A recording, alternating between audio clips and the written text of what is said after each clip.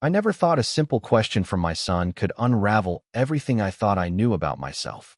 It was late, the house quiet except for the hum of the refrigerator, and my son, just 12, with eyes too sharp for his age, looked at me with a seriousness that made my stomach twist. He asked, softly, almost hesitantly, "Why didn't you tell me about her?" I froze. My mouth went dry.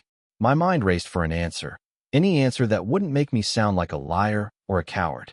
But there was none. None that could explain why a part of my life, something so important, had been hidden from him all these years. The truth is, I didn't know how to tell him. I didn't even know if I should. Because telling him would mean opening a door I had long kept shut, a door to a past that still haunted me, a past that carried consequences I wasn't ready to face. And yet, here I was, caught between protecting my son and facing a secret I could no longer ignore. It started years ago, before he was born, before I thought I'd ever have to explain anything like this. There was someone I loved, in a way that left scars on my heart. But life had a way of twisting that love into something I couldn't hold on to. And I had made a choice. A choice to hide, to bury, to protect, not just myself, but him, my son, from a truth too heavy for a child to carry. But children have a way of sensing things adults think they can hide. And now, in the calm of our living room, with the soft glow of the lamp casting shadows across his innocent, questioning face, I realized the past had caught up with me. His question was simple, innocent, but it carried a weight that threatened to crush the careful world I had built. I wanted to answer. I wanted to reach out, pull him close, and make him understand. But every word I opened my mouth to speak was swallowed by fear. Fear of hurting him, fear of losing him, fear of the storm I had kept at bay finally breaking through. And then he looked at me again, his small hands gripping the edge of the sofa, eyes wide, searching, expecting. "Mom, please," he said. "I need to know." That was the moment I realized that secrets, no matter how well-intentioned, never stay buried. They have a way of rising to the surface at the worst possible time. And I had no choice but to confront mine, starting with a story I had never told, a person I had never mentioned, and a truth that would change everything between us. I swallowed hard. My heart pounded. Because the story I was about to tell him was more complicated, more dangerous, and far more heartbreaking than I could have ever imagined. And in that moment, I knew one thing for certain. Once I told him, nothing would ever be the same again. My son, Alex, had always been sharp, way sharper than kids his age. He noticed things, the way I avoided certain conversations, the way I flinched at old photos, the way my phone sometimes buzzed with messages I'd quickly hide. I thought I could shield him from my past, thinking that ignorance was safety. But children have a radar for the things we try to hide, and Alex had been picking up on my unease for years. I'm a single mom. Always have been since Alex was born. Our life isn't perfect. We scrape by, and our little apartment has more cracks in the walls than money in the bank. But it's ours. We've built routines, late-night talks, weekend breakfasts, long walks to the park. Alex has always been my anchor, the reason I tried so hard to leave the shadows behind. And I thought I had succeeded, until that night. Before Alex, there was her. The her my son had asked about. Her name was Claire. She was unforgettable. The kind of person who could light up a room just by being in it, who laughed with her whole heart, who saw right through you and still loved what she found. I met her when I was young, too naive to know what heartbreak truly meant. We were inseparable for a time, caught up in a world that seemed only ours. But life has a way of pulling people apart. Circumstances, choices, and mistakes I'd rather forget forced us to part ways. I didn't just lose her. I buried her, tucked her memory into a box in the far corner of my mind, and told myself that's what adults do. Move on. Protect the ones you love from the mistakes of the past. And I did, until Alex came along. Because having Alex changed everything. Every decision I made afterward was colored by him. Every secret I kept was meant to shield him from my regrets. But somewhere along the way, I underestimated a child's intuition, the way a kid can sense when something important is being left unsaid. That night, when Alex asked his question, I saw a glimpse of something I hadn't seen before, a maturity, an understanding in his eyes that both terrified and humbled me. He wasn't just curious. He was searching for a connection, for a piece of my life I had hidden. and I realized that the walls I had built around that part of my past were starting to crumble. I wanted to prepare him slowly, to ease him into a story that had left scars I wasn't sure I could heal. But children don't wait. They don't have patience for nuance. They just want truth. And now, staring at him, hearing his small voice ask the question I'd avoided for years, I understood that the moment of reckoning had come. There was no easy way to explain Claire, no simple story that could fit into bedtime talks or school runs. The truth was messy, tangled, and raw. And I knew that once I started, I couldn't stop until he knew everything. But I also knew that some truths are dangerous. And the more I thought about it, the more I realized this was one of them.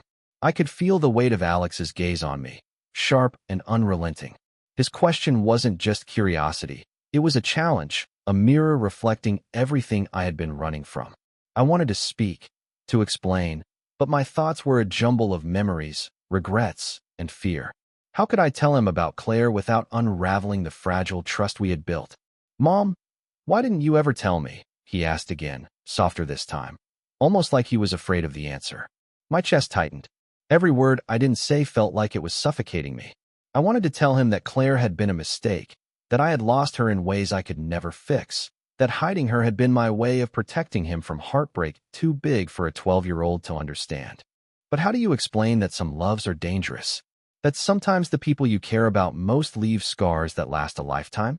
That the world isn't always fair, and that adults make choices that children are never supposed to see? I realized that the story I had been keeping buried wasn't just about Claire. It was about me, my failures, my regrets, and all the things I had done to survive. Alex tilted his head, confusion and frustration mingling on his face. "You never even mentioned her, like she didn't exist. Was she important?" His voice cracked slightly, and I could feel my own breaking. I nodded, reluctantly, but the truth was more complicated than yes or no. It was more dangerous, more tangled than anything he could imagine. And then, for a fleeting second, I saw something else in his eyes, something that made my stomach drop. It wasn't just curiosity anymore. It was suspicion.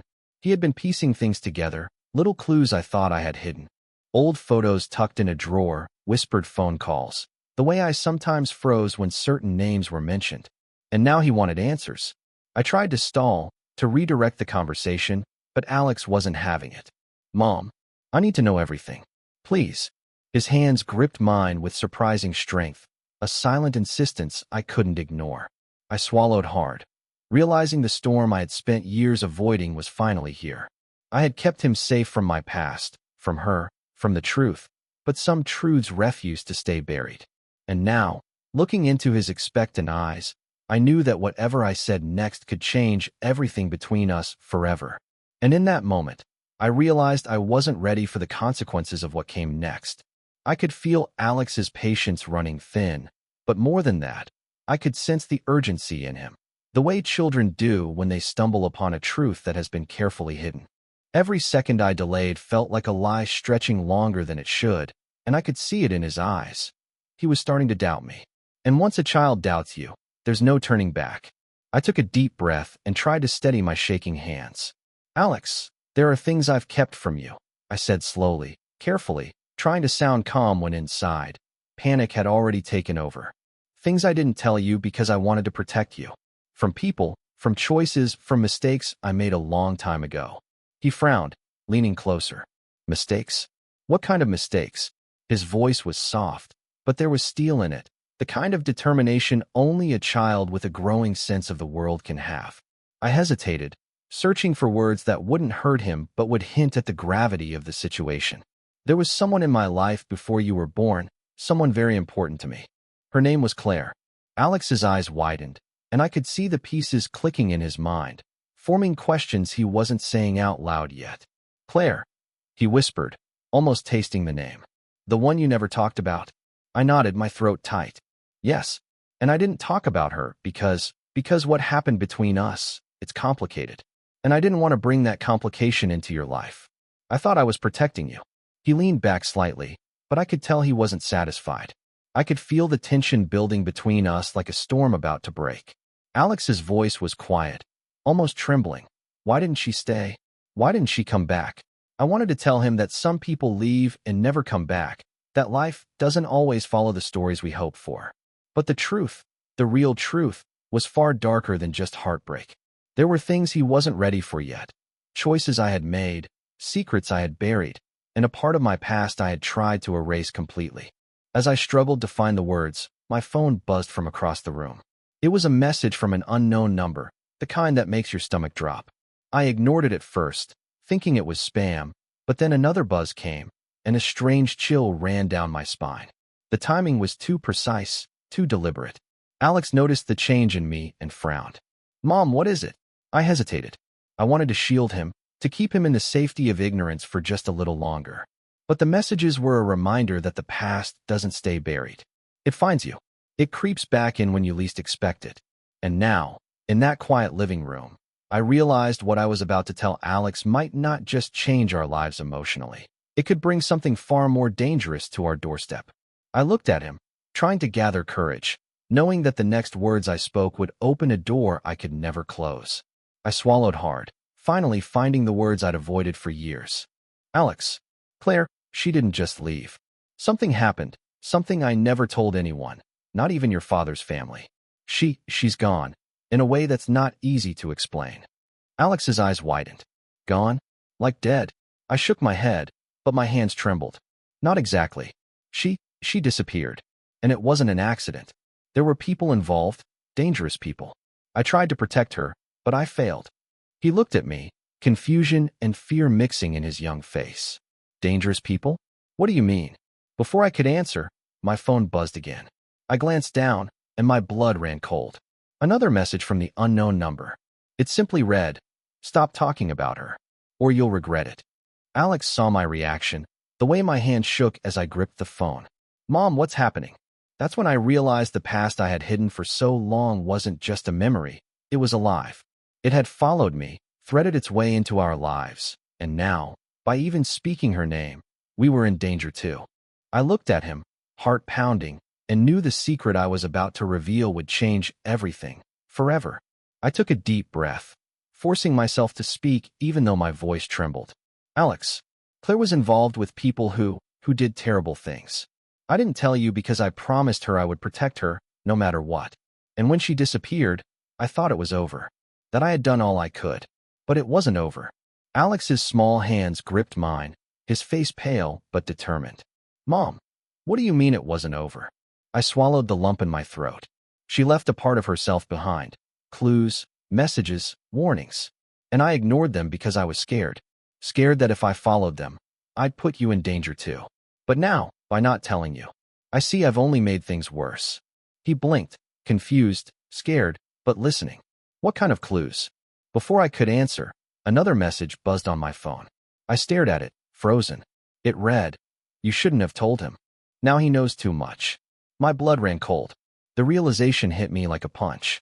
The people who had taken Claire, who had made her vanish, weren't done. And now, by finally revealing her story, I had dragged Alex into it. He looked up at me, eyes wide. "Mom, are they coming for us?" I wanted to say no. I wanted to shield him again. But the truth was undeniable. "I don't know, Alex. But we have to be careful. Very careful. And we have to trust each other. Because the people who hurt Claire, they'll come after anyone connected to her." He nodded, his small jaw set with courage I hadn't expected. "Then we face it together," he said. And for the first time, I felt a flicker of hope amidst the fear. And just as I was about to put the phone down and make a plan, a sound came from the hallway. Soft footsteps, deliberate and measured. I froze, heart hammering. It was impossible. Nobody was supposed to be here. Alex's hand squeezed mine tighter, and I realized in that instant, the danger wasn't coming, it was already inside our home.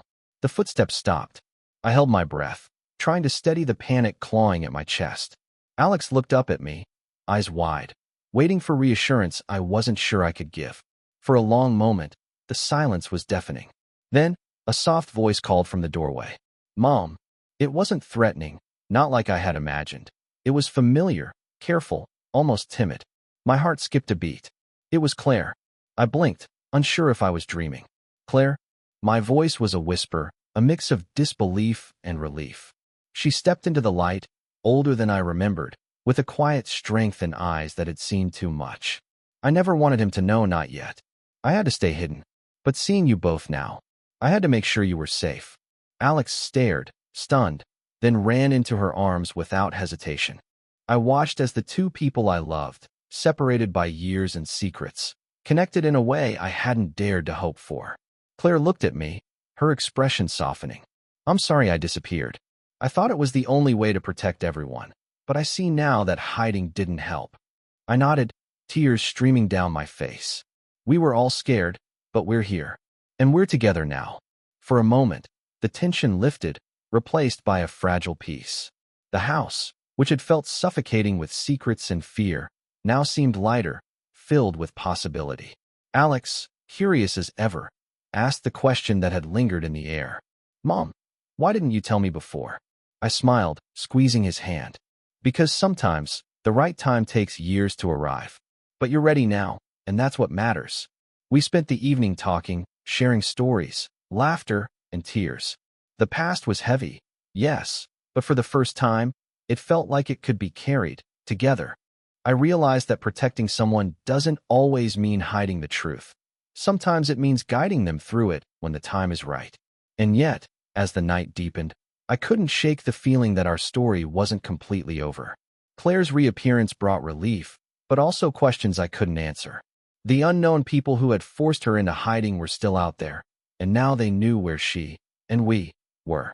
I hugged Alex close, whispering promises that felt both comforting and fragile. We'll be careful. We'll watch out for each other. We'll face whatever comes together. And in the quiet of that night, with Alex finally asleep and Claire beside me, I realized something powerful. Life doesn't wait for perfect timing. It doesn't wait for the fear to pass. It moves forward, whether we're ready or not. Sometimes, the hardest truths lead to the deepest connections. And sometimes, letting someone in, even after years of fear, can save more than you ever imagined. I looked at Claire and Alex, my heart full of love and resolve. Whatever came next, we were no longer alone. But as I locked the door that night, a shadow flickered outside the window, a reminder that some secrets are never truly gone, and some dangers never truly end.